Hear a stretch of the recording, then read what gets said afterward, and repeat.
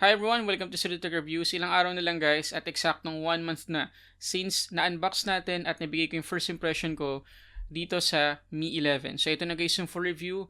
Lahat na halos ng details nakuha ko tungkol dito sa phone na to.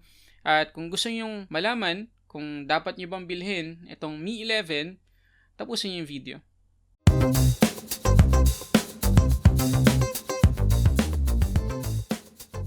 Okay, so before tayo mag-start guys, gusto ko muna kayo i-invite na mag-subscribe dito sa channel natin at i-click mo na rin yung notification bell dyan sa baba at yung like button kung sakali na magustuhan mo at makatulong yung video na to. At gusto ko na rin i-remind kayo guys na meron tayong ongoing giveaways. I-click nyo na lang yung lalabas dito sa screen ngayon.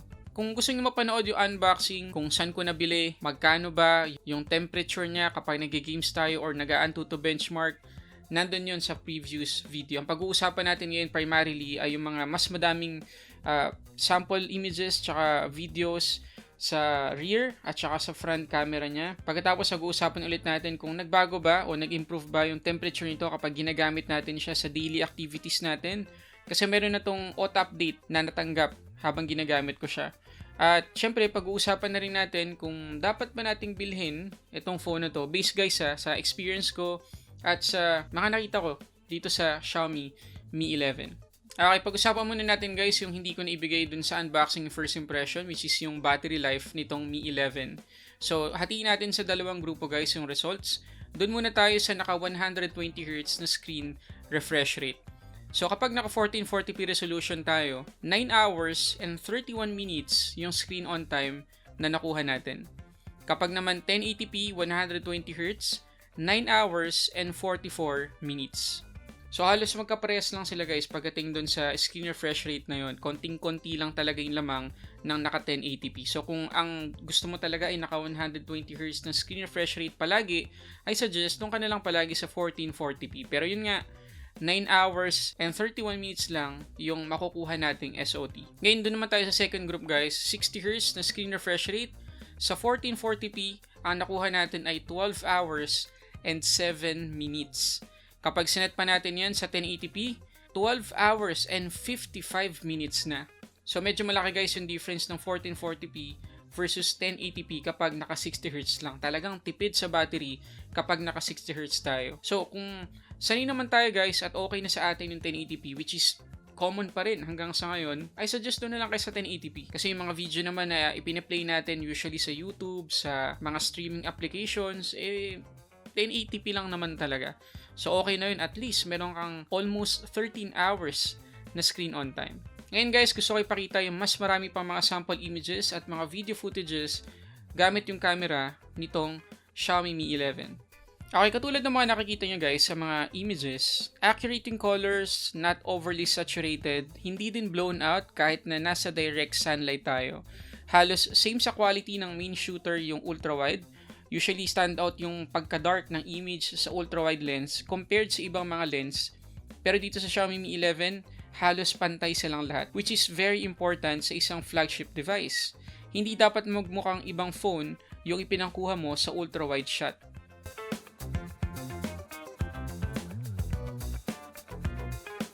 Nagustuhan ko din yung depth of field ng main shooter ng Xiaomi Mi 11 kasi kahit hindi ka na mag-portrait shot or mag-portrait mode, may bokeh na agad yung image mo.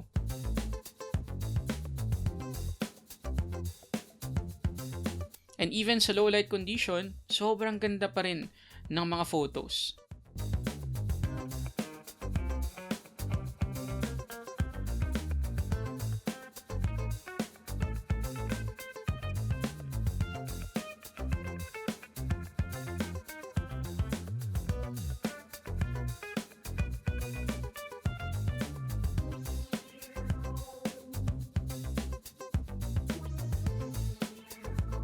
So masasabi ko guys na isa tong Xiaomi Mi 11 sa may pinakamagandang camera sa ngayon. At sa tingin ko, the whole 2021, panlaban talaga yung camera nitong Xiaomi Mi 11. Nakita nyo naman kanina, halos walang tapon doon sa mga nakuha nating mga sample images. Ngayon, tingnan naman natin guys yung mga videos. Okay, so naka 4K tayo ngayon guys, 60 frames per second. So makikita nyo na sobrang stable pa rin kahit na 60 frames per second na to. Usually kasi sa mga ganito, 30 frames per second na 4K yung stable. Pero ito 60, lakad tayo. Tingnan natin kung gaano ka-stable. Ayan oh. Hindi ganun ka-shaky. So no need guys na i-turn natin o i-turn on yung stabilization ng video nitong Mi 11. Pwede na itong 4K 60. Sobrang sharp. Tingnan natin lang.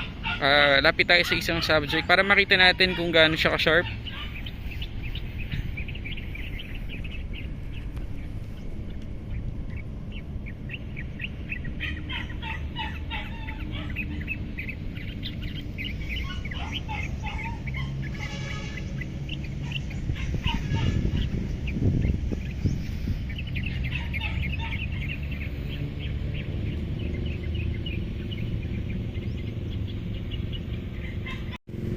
Okay, so nakauna yung steady video. Pero yun nga, nag-downscale yung settings niya to 1080p 30 frames per second na lang. Hindi na to necessary guys, kasi nga, kagaya na sinabi ko kanina, sobrang ganda na nung stabilization ng 4K 60 frames per second. Ang pangit pa rito, nabawasan pa yung quality ng video natin. Halos mas maganda pa nga kung tutuusin yung stabilization ng 4K 60 Pero kung gusto niyo talaga, ayan, magda-downscale kayo to 1080p 30 frames per second.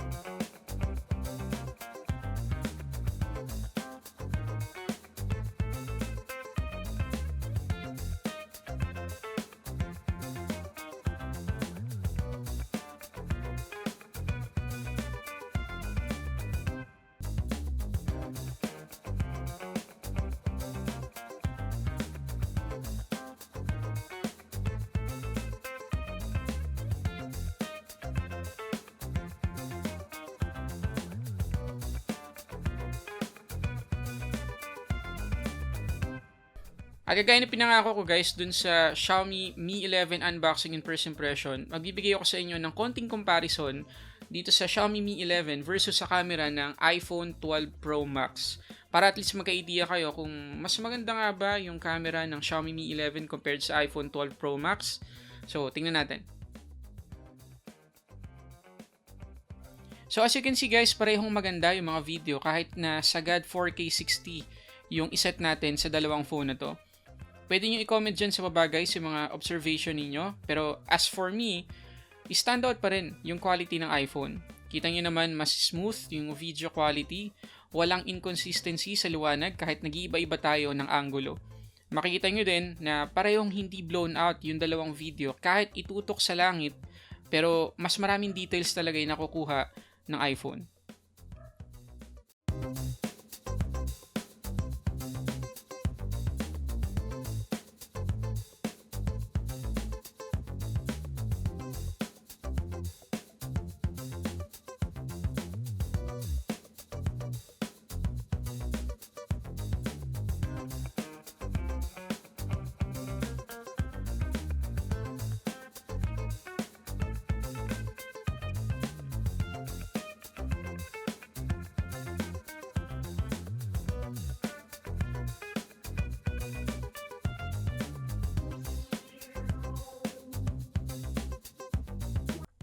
Ngayon, dito naman guys sa selfie, very close yung laban dahil parehas ding maganda yung quality.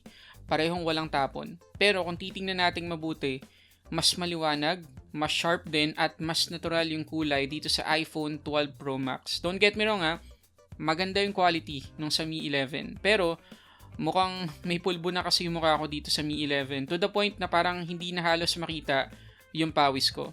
Whereas sa iPhone, kitang-kita pa rin yung pawis ko. Yung buhok ko, yung t-shirt, yung mask. Kita yung mga details sa iPhone 12 Pro Max. Pero kung i-consider natin yung quality ng background, no doubt, mas maganda talaga yung sa Mi 11.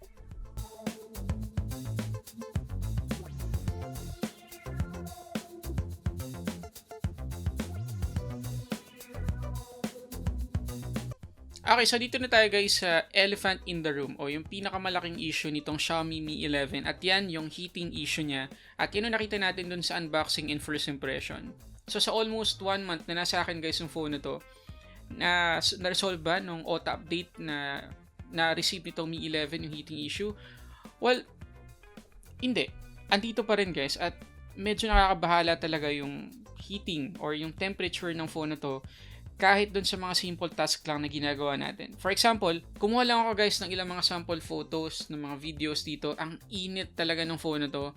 Or kahit nandito ako sa loob ng kwarto namin, ng studio na may aircon naman, okay naman yung temperature. Nag-browse lang ako ng mga photos and videos sa gallery. Nag-play lang ako ng mga videos doon. Take note, hindi video sa YouTube or Netflix. Sa gallery lang. Uminit na naman ng sobra yung phone na to.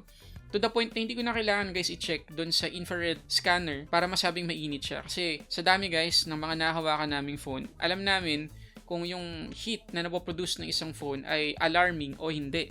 So sa case ng Xiaomi Mi 11, alarming talaga. And alam naman natin guys na ang number 1 enemy ng battery ay heat. So isipin nyo guys, no? Sa tingin nyo magtatagal yung ganitong klase ng phone kung palagi nalang alarming yung heat na napoproduce niya? Malamang guys, hindi. Maganda siya. Okay?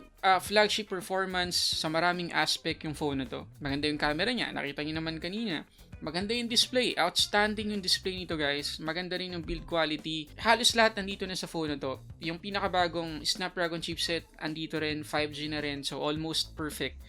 Pero kung ikaw yung user na mabigat talaga yung ginagawa sa isang phone. For example, palagi kang nag-games, palagi kang naka-data, palagi kang naka-wifi.